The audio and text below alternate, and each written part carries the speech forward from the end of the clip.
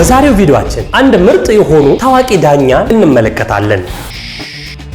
በሚገርም ሁኔታ በአንድ ጊዜ በአንድ ሰዓት ሁሉም ሚዲያዎች ስለሳቸው ያወሩ ነበር። Frank Caprio.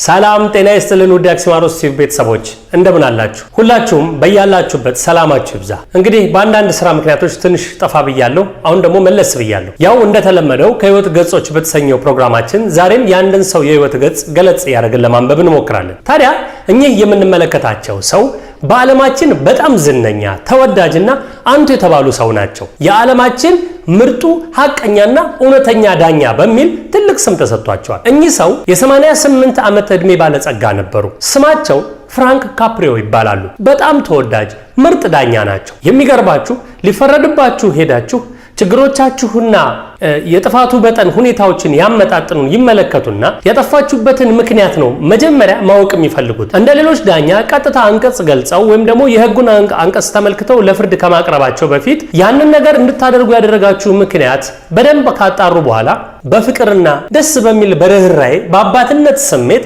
ደስ ብሏቸው አስተምረው ያልፋሉ። እንዲህ ያሉ ዳኛን ማግኘት ከባድ ነው። ታዲያ ፍራንክ ካፕሪዮ በነበራቸው የዳኝነት ዘመን ፍትህን ሳያጓድሉ ሁሉ ጊዜም ለሰዎች ሩህሩህ ደግ በመሆን ፍቅርን ያስተምሩ ነበር። ዛሬ ዓለም በሰለጠነበት ገንዘብ ጉልበተኛ በሆነበት በዚህ ጊዜ እንዲህ ያሉ ትክክለኛ እውነተኛ አባት ዳኛና ትልቅ ሰው ማግኘት ከባድ ነው። ዓለማችን ሁሉ ሚዲያዎች የተነጋገረባቸው እኚህ ሰው ማን ናቸው? ዛሬ በፍትህ ዓለም ውስጥ ካሉት በጣም ተወዳጅ ግለሰቦች መካከል አንዱ ስለሆኑት በመላው ዓለም ተወዳጅና አስተዋይ ዳኛ ፍራንክ ካፕሪዮ የህይወት ገጽ አብረን እንመለከታለን። በአስቂኝነታቸው በዳኝነት ጥበባቸውና ልዩ በሆነው የርህራሄ ስሜታቸው የሚታወቁት ካፕሪዮ የህግ ዕውቀት ብቻ ሳይሆን ፍትህን ከልብ በሆነ ርህራሄ በሚያቀርቡበት መንገድ የተነሳ የካፕሪዮ ስም ዛሬ የቤተሰብ ስም ሆኗል። ባለፉት ዓመታት ዳኛ ካፕሪዮ የሚሊዮኖችን ቀልብ የሳቡት በኮርት ኢን ፕሮቪደንስ በተሰኘው የቴሌቪዥን ፕሮግራም ሲሆን በእውነተኛ ህይወት የፍርድ ቤት ድራማና ከሰዎች ጋር ያላቸው ግንኙነት ዘላቂ ስሜትን ጥሎ ቆይቷል። ግን ከፍርድ ወንበር ጀርባ ያለው ሰው ማን ነው? ፍርድ ቤቱንስ ልዩ የሚያደርገው ምንድን ነው? እንደ አውሮፓውያን አቆጣጠር ህዳር 23 ቀን 1936 በፕሮቪደንስ ሮድ አይላንድ የተወለዱት ፍራንክ ካፕሪዮ ከትሁት ጅማሬዎች የመጡ በጣሊያን በአሜሪካዊ ቤተሰብ ውስጥ ያደጉ ናቸው። ጠንክሮ መስራትን፣ ሌሎችን ማክበር እንዲሁም ከሁሉም በላይ ደግሞ የፍትሃዊነትን ኃይል የተማሩ የዓለማችን ደግ ዳኛ ነበሩ። ፕሮቪደንስ እምብርት ውስጥ ሲያድጉ ካፕሪዮ በአካባቢው ጥብቅ የተሳሰረ ማህበረሰብ ተቀርጾ ነበር። ሁሉንም ትግሎችና የዕለት ተዕለት ሰዎች ድሎችን አይተዋል። በኋላ ላይ በህግ አቀራረቡ ላይ ተጽዕኖ አሳድረዋል። የተወደዳችሁ የአክሲማሮስ ቲቪ ቤተሰቦች ባቀረብንላችሁ ፕሮግራም ቆንጆ ቁም ነገሮችን እያገኛችሁ እንደሆነ እናምናለን። የሚገርመው እኚህ አባት ለፍርድ የቀረቡ ሰዎችን ምናልባት ትረካ ውስጥ ያላካተትንላችሁ ብዙ ነገር አለ። ለፍርድ የቀረቡ ሰዎችን ምን ያደርጋሉ መሰላችሁ? እንደየጥፋታቸው ሁኔታዎች በምን ምክንያት ይህንን እንዳደረጉ ይጠይቁና ያ ሰው በችግር ምክንያት፣ በኑሮ ጉለት ምክንያት፣ በአንዳንድ አሳማኝ በሆኑ ምክንያቶች ስህተት ሰርቶ ከሆነ ምህረትን አድርገው፣ ቸግሮት ከሆነ ገንዘብ ሰጥተው፣ ከፍቶት ከሆነ አስደስተው አስቀው አቅፈው ስመው፣ በተለይም እናቶች ከልጆቻቸው ጋር ከመጡ እሳቸው ከመፍረድ ይልቅ እድሉን ለልጆቻቸው ሰጥተው ልጆቻቸው ፍርዱን እንዲያከናውኑ ያደርጉ ነበር። ፍራንክ ካፕሪዮ በነበራቸው የህይወት ዘመን ሁሉ መልካም ነገርን አድርገው አልፈዋል። እስኪ አሁንም ወደ ቪዲዮ መለስ ስንበልና መጨረሻ ላይ ያገኛችኋለሁ። አብራችሁን ቆዩ።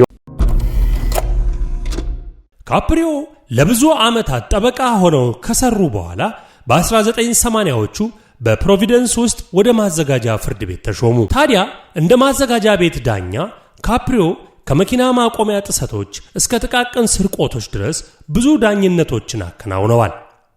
ነገር ግን እነዚህ ድርጊቶች ዳኛ ካፕሪዮ ጎልተው እንዲታዩ ያደረጋቸው ጉዳዮች ብቻ አልነበሩም።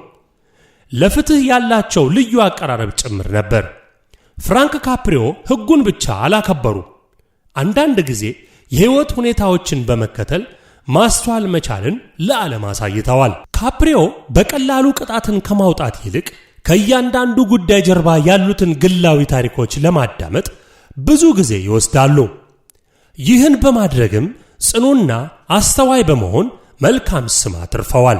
የፍትህ ሚዛኑን ከስሜታዊነት ጋር ያመጣጠኑ ምርጥ ዳኛ ነበሩ። በ2002 አንድ አስደናቂ ነገር ተከሰተ። የካፕሪዮ ፍርድ ቤት በዓለማችን ዝነኛና ኮከብ ሆነ። የእሳቸው ህልፈት ለ40 ዓመታት ያህል ባገለገሉበት የፕሮቪደንስ ማዘጋጃ ፍርድ ቤት ውስጥ ብቻ ሳይሆን በዓለም ዙሪያ በሚገኙ በሚሊዮኖች የሚቆጠሩ አድናቂዎቻቸው ልብ ውስጥም ትልቅ ፍቅርን ጥለው አልፈዋል።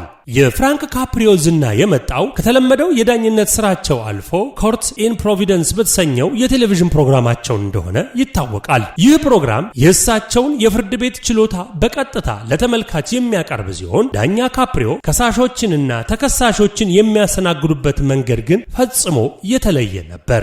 የትራፊክ ጥሰት ፈጽመው አሊያም ሌላ ቀላል ወንጀል ሰርተው ሊሆን ይችላል። ነገር ግን ዳኛ ካፕሪዮ ከድርጊቱ ጀርባ ያለውን ታሪክ በጥሞና ያዳምጡ ነበር።